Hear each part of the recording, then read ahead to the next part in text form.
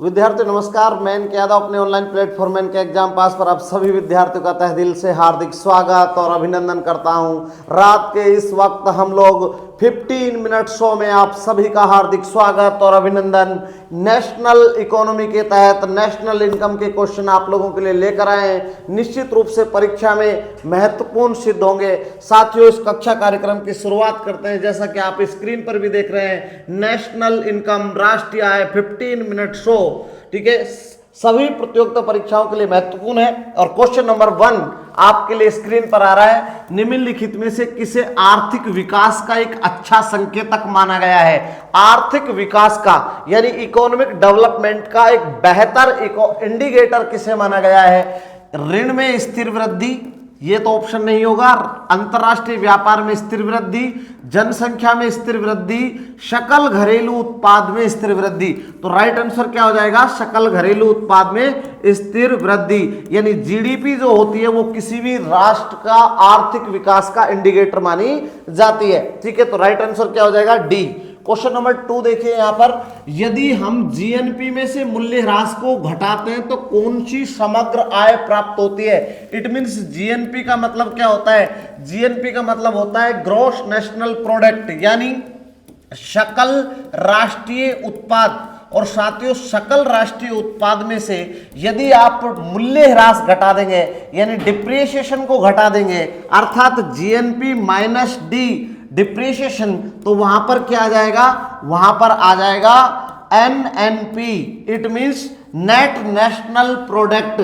और net national product को हम क्या कहते हैं? शुद्ध राष्ट्रीय उत्पाद या फिर निवल राष्ट्रीय उत्पाद। तो क्या हो जाएगा? ये राइट आंसर हो जाएगा। ठीक है, क्वेश्चन नंबर 3 देखिए यहां पर, नॉमिनल यानी नाम मात्र और वास्तविक जीडीपी के बीच के अनुपात को कहा जाता है। नॉमिनल जीडीपी और रियल जीडीपी के मिड के जो रेशियो है, अनुपात को कहा जाता है हरित जीडीपी, मूल्य वर्धित जीडीपी, निवल राष्ट्रीय आय, जीडीपी अपस्फीति कारक। क्या हो जाएगा? डी इसका राइट आंसर हो जाएगा। यानी आप एक चीज ध्यान रखिए, नाम मात्र की जीडीपी में हम लोग क्या काम करते हैं? इस जीडीपी में जोड़ देते हैं किसको? मुद्रास्फीति को। राइट, मुद्रास्फीति जिसमें जुड़ी हुई है और जिसमें मुद्रास्फीति को घटा दिया जाता है वो रियल जीडीपी कहलाती है। राइट, ठीक है। नेक्स्ट क्वेश्चन नंबर 4 आपके लिए स्क्रीन पर, राष्ट्रीय आय की गणना किस विधि को औद्योगिक उत्पत्ति विधि? देखिए, राष्ट्रीय आय की गणना व्यय विधि से भी की जाती है। यहां पर उसने ये पूछा है कि राष्ट्रीय आय गणना की किस विधि को औद्योगिक उत्पत्ति विधि यानी के नाम से भी जाना जाता है। इसको किस नाम से जाना जाता है? मौद्रिक उपाय विधि, ये तो है ही नहीं। आय विधि होती है, व्यय विधि होती है, लेकिन तीसरी जो है यानी जो इसने दिया है औद्योगिक उत्पत्ति विधि, उसे क्या कहा जाता है? मूल्य वर्धित विधि। तो राइट आंसर क्या हो जाएगा? मूल्य वर्धित विधि। ये देखिए, इसका राइट आंसर हो जाएगा डी। ठीक है, नेक्स्ट क्वेश्चन देखिए, क्वेश्चन नंबर 5 स्क्रीन पर है। साथियों, इस प्रश्न को देखेंगे, निम्नलिखित में से कौन सी निवल राष्ट्रीय आय यानी नेट नेशनल इनकम एनएनआई को बेहतर तरीके से परिभाषित करता है? तो हमें यहां पर बताना है राष्ट्रीय आय, या हम ये एनआई भी कह सकते हैं। तो उसको देखिए कौन करेगा? एनडीपी में डिप्रिसिएशन, ये तो है ही नहीं, क्योंकि नेट में से डिप्रिसिएशन कैसे घटेगा? ये ऑप्शन ही नहीं हो सकता। जीएनपी में प्लस डिप्रिसिएशन, ये भी इसका राइट आंसर नहीं हो सकता। हाँ, जीएनपी में से यदि आप डिप्रिसिएशन घटा देंगे तो फिर क्या आ जाएगा? फिर आपका आ जाएगा एनएनपी। और एनएनपी क्या होता है? Equivalent NI. ठीक है, तो ये हो गया राइट आंसर इसका। क्या? सी इसका राइट आंसर हो जाएगा। यानी अगर हम जीएनपी में से अगर डिप्रिसिएशन घटा देंगे यानी सकल राष्ट्रीय उत्पाद में से यदि मूल्य ह्रास घटा देंगे तो क्या आ जाएगा? नेट नेशनल प्रोडक्ट, शुद्ध राष्ट्रीय उत्पाद। और एनएनपी इक्विवेलेंट एनआई, एनएनपी को ही क्या कहा जाता है? नेशनल इनकम कहा जाता है। एक बात ध्यान रखिए, एनएनपी जो फैक्टर कॉस्ट पर होती है यानी कारक लागत पर या साधन लागत पर होती है, उसे ही क्या कहा जाता है? उसे ही नेशनल इनकम कहा जाता है। नेशनल इनकम यानी राष्ट्रीय आय।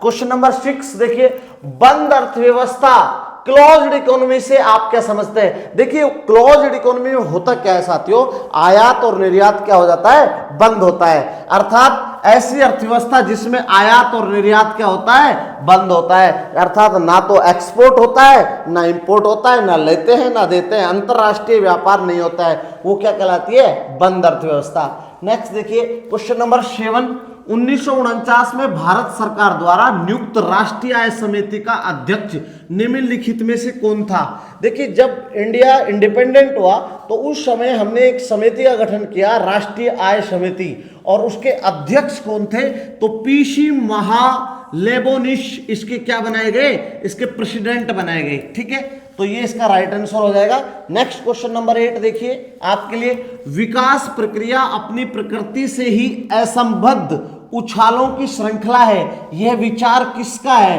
तो एक स्टेटमेंट है कि विकास प्रक्रिया अपनी प्रकृति से ही असंबद्ध उछालों की श्रृंखला है, तो राजेवस्टीन रोडान ने यह बात कही थी, तो इसका राइट आंसर क्या हो जाएगा, राजेवस्टीन रोडान। नेक्स्ट देखिए क्वेश्चन नंबर 9, किसी देश की आर्थिक समृद्धि का सबसे उपयुक्त मापदंड है, ये किसी भी देश की आर्थिक समृद्धि का सबसे उपयुक्त मापदंड उसका क्या है? सकल घरेलू उत्पाद, निवल घरेलू उत्पाद, निवल राष्ट्रीय उत्पाद, प्रति व्यक्ति वास्तविक आय। तो प्रति व्यक्ति वास्तविक आय इसका क्या हो जाएगा, राइट आंसर हो जाएगा। ठीक है, प्रति व्यक्ति यानी हम ये कह सकते हैं पीसीआई, पर कैपिटा इनकम। अगर किसी देश की पीसीआई पर कैपिटा इनकम ज्यादा होगी तो ये मान के चलेंगे कि उसकी आर्थिक समृद्धि भी क्या हो रही है, उस देश की आर्थिक वृद्धि भी हो रही है। ठीक है, नेक्स्ट देखिए क्वेश्चन नंबर 10, भारत में बचत और पूंजी निर्माण की दर होते हुए भी समृद्धि दर कम होने का कारण है। ये बहुत अच्छा क्वेश्चन है कि भारत में आप देखिए बचत और पूंजी निर्माण की दर होते हुए भी समृद्धि दर कम होने का, ये दर भारत की ऊंची होते हुए भी क्यों ऐसा हो रहा है कि जो समृद्धि दर है वो क्या हो रही है, कम हो रही है। यहां पर देख लेते हैं, समृद्धि दर में देखिए ऊंची जन्म दर, ये ऑप्शन गलत होगा। विदेशी सहायता का नीचा स्तर, ये भी गलत होगा। नीचा पूंजी अनुपात, ये भी गलत होगा। ऊंचा पूंजी या उत्पाद अनुपात, ये राइट आंसर होगा। ऊंचा पूंजी अनुपात के कारण ही देश में समृद्धि दर कम हो रही है, यानी कम होने का कारण है। नेक्स्ट देखिए क्वेश्चन नंबर 11, भारत की राष्ट्रीय आय की गणना होती है, तो देखिए भारतीय राष्ट्रीय आय की गणना कौन करता है, सीएसओ। ठीक है, सीएसओ, योजना आयोग नहीं। योजना आयोग क्या करता है, ये तो पंचवर्षीय योजना बनाता था, अब तो बनाता ही नहीं है, क्योंकि इसकी जगह अब कौन आ गया, इसकी जगह आ गया नीति आयोग। ठीक है, तो नीति आयोग कब बना, तो 1 जनवरी 2015 से ये क्या हो गया, लागू हो गया। इसके बाद फिनांस, ये भी नहीं है, कमीशन ये भी नहीं है, आरबीआई ये भी नहीं है। यहां पर आएगा सीएसओ यानी राष्ट्रीय सांख्यिकी कार्यालय। सीएसओ का हेडक्वार्टर कहां पर है, नई दिल्ली में। ठीक है, सीएसओ का हेडक्वार्टर कहां, नई दिल्ली में। स्थापना कब हुई, 1951 में, राइट। और अभी क्या कर दिया गया, एक संस्था है भारत में एनएसएसओ। ठीक है, पहले इसका नाम एनएसएस था, बाद में 1971 में। एनएसएसओ की स्थापना कब हुई, 1950 में। फिर बाद में 1971 में इसका नाम क्या कर दिया, एनएसएसओ। और इन दोनों को मिलाकर अब देश के अंदर इन दोनों का क्या कर दिया गया, एक मिलन कर दिया गया, यानी इनको संयुक्त रूप से अब बना दिया गया एनएसओ, नेशनल स्टैटिस्टिक्स ऑफिस। ठीक है, कब बनाया गया, तो साथियों 23 मई 2019 को क्या कर दिया गया, अब इन दोनों का क्या कर दिया गया, विलय कर दिया गया। तो राष्ट्रीय सांख्यिकी कार्यालय सीएसओ नई दिल्ली के अंदर है, और एनएसएसओ का जो सर्वेक्षण विभाग का हेडक्वार्टर है, वो हेडक्वार्टर कहां पर है, तो वो हेडक्वार्टर कोलकाता के अंदर है, राइट, कोलकाता। राइट क्या हो जाएगा, डी। नेक्स्ट देखिए क्वेश्चन नंबर 12, निम्नलिखित में से कौन सा क्षेत्र भारत के सकल घरेलू उत्पाद को सर्वाधिक योगदान देता है। देखिए देश की जीडीपी में, साथियों देश की जीडीपी में सर्वाधिक 3 क्षेत्रक होते हैं, एक प्राथमिक, दूसरा द्वितीयक, और तीसरा क्या होता है, तृतीयक। ठीक है, ये तृतीयक, और तृतीयक क्षेत्र को हम क्या कहते हैं, सेवा क्षेत्र, सर्विस सेक्टर। इसे हम क्या कह सकते हैं, औद्योगिक क्षेत्रक, और इसे हम कृषि या उस पर आधारित क्षेत्र कह सकते हैं। अब देश की जीडीपी में सबसे ज्यादा योगदान की अगर हम बात करें तो सबसे ज्यादा योगदान किसका है? सबसे ज्यादा योगदान सेवा क्षेत्र का है वर्तमान में सबसे ज्यादा, और सबसे कम किसका है? कृषि क्षेत्र का योगदान सबसे कम है 18.3% है। औद्योगिक क्षेत्र की बात करें तो 28.3% इसका योगदान है, और सेवा क्षेत्र की अगर हम बात करें तो 53.4%। देश में सबसे ज्यादा देश की जीडीपी में अगर योगदान किसी क्षेत्र का है तो वो किसका है? किसका है? सेवा क्षेत्र का। लेकिन प्राथमिक क्षेत्र सर्वाधिक रोजगार प्रदाता है, ये बहुत महत्वपूर्ण बात है। सबसे ज्यादा रोजगार एम्प्लॉयमेंट कौन प्रोवाइड करता है? तो वो प्राथमिक क्षेत्र प्रोवाइड करता है, ठीक है। क्योंकि भारत की आज भी भारत की 70% पॉपुलेशन डिपेंड करती है सीधे तौर पर किसके ऊपर? यानी कृषि और कृषि पर आधारित क्रियाओं पर, ठीक है। नेक्स्ट देखिए क्वेश्चन नंबर 13 आपके लिए स्क्रीन पर। भारत की राष्ट्रीय आय का मापन किया गया, तो भारत की राष्ट्रीय आय का मापन सबसे पहले अगर कोई व्यक्ति जिसने किया था तो वो कौन थे? दादा भाई नौरोजी, ठीक है, इन्होंने सबसे पहले मापन किया था। नेक्स्ट क्वेश्चन यहां पर 14 नंबर, भारत में तृतीयक क्षेत्र को सम्मिलित किया जाता है। अभी मैंने 3 सेक्टर आपको बताए, यानी प्राइमरी, सेकेंडरी और टर्शियरी। यहां पर तीनों सेक्टरों में अगर हम देखें तो देखिए व्यापार और परिवहन, बिल्कुल, क्योंकि ये सेवा क्षेत्र का हिस्सा है, और सेवा क्षेत्र को क्या कौन सा क्षेत्र कहते हैं? तृतीयक, तो ये तो सही है। वित्त एंड वास्तविक स्थावर संपदा, ये भी बिल्कुल सही है। वानिकी और मत्स्य की, साथियों ये नहीं होगा क्योंकि ये किसका है? प्राथमिक क्षेत्र के अंदर आता है। प्राथमिक क्षेत्र की अगर हम बात करें तो यहां पर क्या आएगा? कृषि, मत्स्य पालन, यहां पर देखिए खनन, उत्खनन, ये सब किसके अंदर है? मत्स्य, पशुपालन, ये सब आपके किसके अंदर आ जाएंगे? एपीकल्चर, फ्लोरिकल्चर, सेरिकल्चर, सब किसके सेक्टर हैं? प्राथमिक क्षेत्र के हैं। लेकिन ट्रांसपोर्ट, ट्रेड, फिनांस और बैंकिंग, काउंसलिंग, ये सब किसके अंदर आते हैं? वो सेवा क्षेत्र के अंदर। तो 1 और 2 ये दोनों सही हैं किस क्षेत्र के अंतर्गत? तृतीयक क्षेत्र के अंतर्गत, ठीक है। नेक्स्ट देखिए क्वेश्चन नंबर 15, भारत के जीडीपी में अर्थव्यवस्था के किस क्षेत्र की हिस्सेदारी सबसे अधिक है? तो सेवा क्षेत्रक, और सेवा क्षेत्रक को ही हमने कौन सा क्षेत्र कहा है? तृतीयक क्षेत्र का है। इसके अंदर क्या आता है? परिवहन, संचार, बैंकिंग, व्यवसाय, ठीक है, ये सब इसके अंदर आते हैं। पूरे सेक्टर इसके अंदर है, किसके अंदर? तृतीयक क्षेत्र के अंदर, सेवा क्षेत्र के अंदर, ठीक है। आपने देखा, अगर हम देखें होटल, जितनी भी हमारी जो हमें सेवा प्रोवाइड कराते हैं वो इसके अंदर आते हैं, ठीक है। 53% अभी हम देख रहे थे। यहां पर देखिए 16 नंबर क्वेश्चन, 1867-68 में भारत में प्रति व्यक्ति आय 20 रुपए थी, वह सर्वप्रथम अभिनिश्चित की गई। तो सबसे पहले आप सब जानते हैं दादा भाई नौरोजी ने 1867-68 में बताया कि भारत में प्रति व्यक्ति आय कितनी है? 20 रुपए, ठीक है। तो राइट आंसर क्या हो जाएगा? डी। नेक्स्ट क्वेश्चन देखिए 17 नंबर, मिश्रित अर्थव्यवस्था क्या है? देखिए जिसके अंदर प्राइवेट तथा हम ये कह सकते हैं गवर्नमेंटलाइजेशन, यानी सार्वजनिक क्षेत्र दोनों का सह अस्तित्व हो। तो पहला ही ऑप्शन सही है, सार्वजनिक क्षेत्र और निजी क्षेत्र का सह अस्तित्व क्या कहलाता है? मिश्रित अर्थव्यवस्था कहलाता है। कंफ्यूज नहीं होना है, मिश्रित कृषि से तात्पर्य क्या है? तो मिश्रित कृषि से तात्पर्य कृषि प्लस पशु पालन, यानी खेती के साथ अगर पशुपालन किया जाता है तो वह क्या कहलाती है? मिश्रित कृषि। लेकिन मिश्रित अर्थव्यवस्था का मतलब है सार्वजनिक क्षेत्र निजी क्षेत्र का सह अस्तित्व। नेक्स्ट क्वेश्चन नंबर 18, निम्न में से किस राज्य में औसत प्रति व्यक्ति आय सर्वाधिक 2020-21 में? तो देखिए सर्वाधिक किसकी है? गोवा की। और न्यूनतम किसकी है? तो साथियों न्यूनतम किसकी है? बिहार की, ठीक है। प्रति व्यक्ति सबसे ज्यादा आय किस राज्य की है? गोवा की। चलिए next question, question number 19, Bharat में प्रति व्यक्ति आय का कितना अनुमान लॉर्ड कर्जन ने किया था? तो लॉर्ड कर्जन ने 30 रुपए प्रति व्यक्ति आय का अनुमान लगाया था। तो राइट आंसर क्या हो जाएगा? 30 रुपए।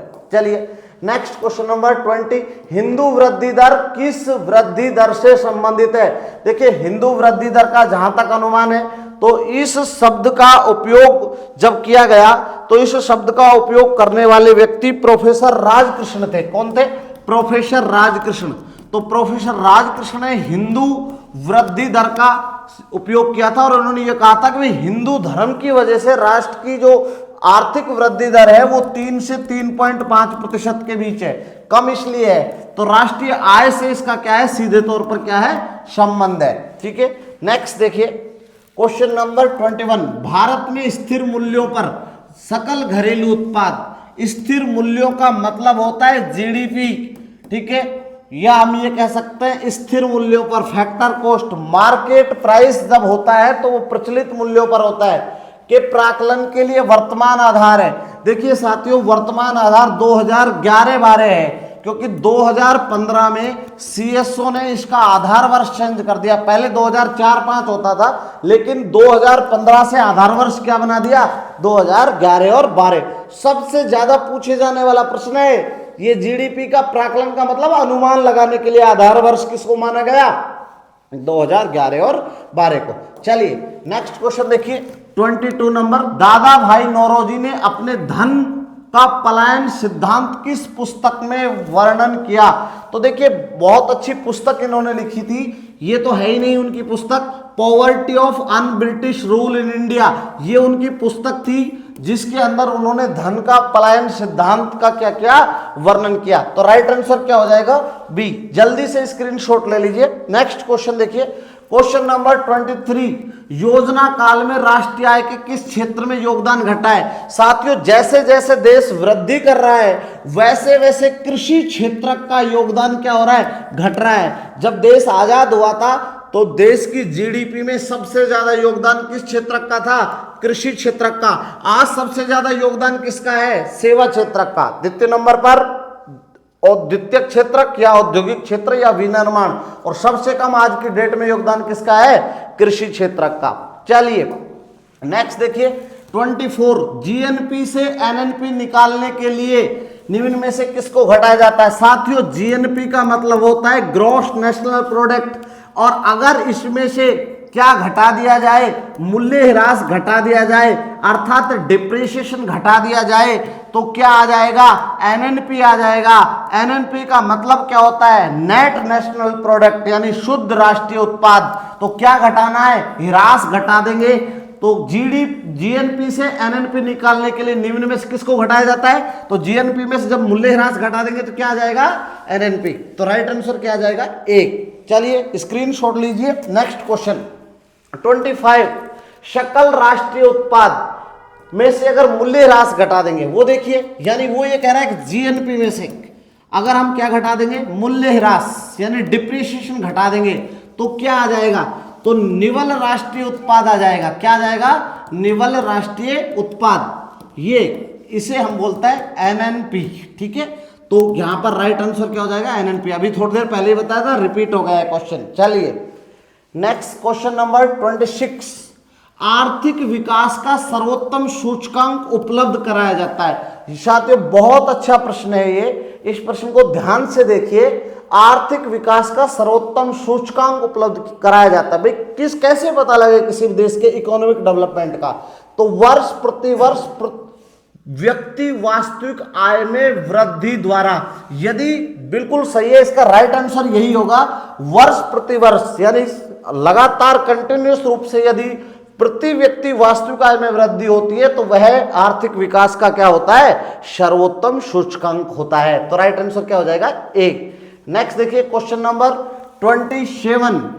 जैसे जैसे अर्थव्यवस्था विकसित होती है राष्ट्रीय आय में तृतीयक क्षेत्र का योगदान क्या होता है? तृतीयक क्षेत्र का मतलब सेवा क्षेत्र। और हम अभी कह रहे थे कि भारत आजाद हुआ तब सबसे ज्यादा योगदान किसका था, प्राथमिक का। लेकिन जैसे जैसे विकास हुआ तो वैसे वैसे तृतीयक क्षेत्र का योगदान क्या हो गया, बढ़ता चला गया। देश में अगर देश की जीडीपी में अगर 100 रुपीज का योगदान मान लिया जाए तो उसमें से लगभग 53% यानी 53 रुपया अकेला एक सेक्टर देता है, और वो है तृतीयक क्षेत्र, सेवा क्षेत्र। तो जैसे जैसे देश डेवलपमेंट होगा वैसे वैसे सर्विस सेक्टर का कंट्रीब्यूशन क्या होता चला जाएगा, इंक्रीज होता चला जाएगा। ठीक है, नेक्स्ट क्वेश्चन देखिए 28।